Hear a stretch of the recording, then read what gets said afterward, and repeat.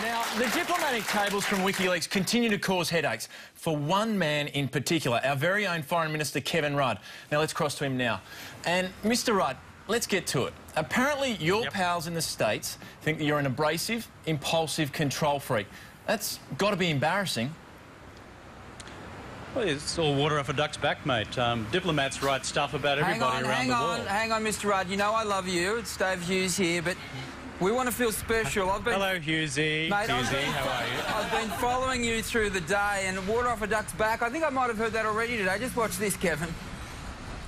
I couldn't care less. That's water off a duck's back. Yeah. Water off a duck's back. Frankly, mate, it's water off a duck's back. Frankly, we should just take it like water off a duck's back. For me, this is all just water off a duck's back. OK. Quack, quack, quack.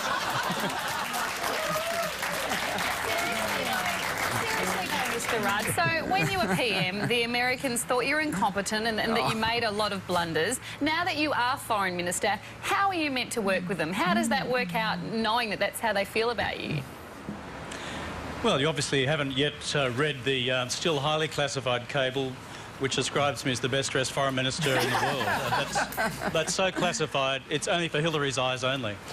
Now, look, you know, this sort of stuff gets written by diplomats about other people all the time. It's just that this stuff's out in the public domain. But, you know, we're not Robinson Crusoe. There are foreign ministers around the world and heads of government who have had much, much worse written about them over the last week or two. You just get on with it.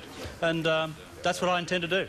Mr Rudd, in many parts of Australia, Julian Assange could be protected under whistleblower legislation. He's making your life really difficult. How much do you really want to help him?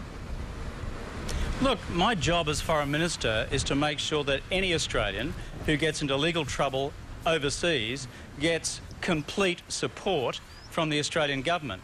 Consular services, consular visits, ensuring that his welfare is being looked after and that he's got proper legal representation. That's why I rang our High Commissioner in London last night when I first heard of him being arrested, confirmed that that these things had been offered him. They had been.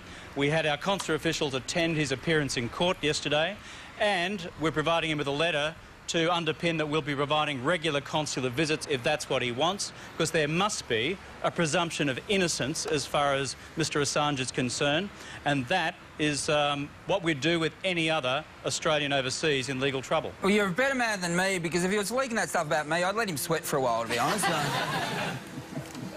Yeah, but Hughesy, even if you got into trouble overseas, I'd think about it, but I'd still step in to help you as well. Well, as this story continues, Mr Rudd, it'll be interesting to see just how much water you need to keep off your back. Thanks so much for joining us tonight.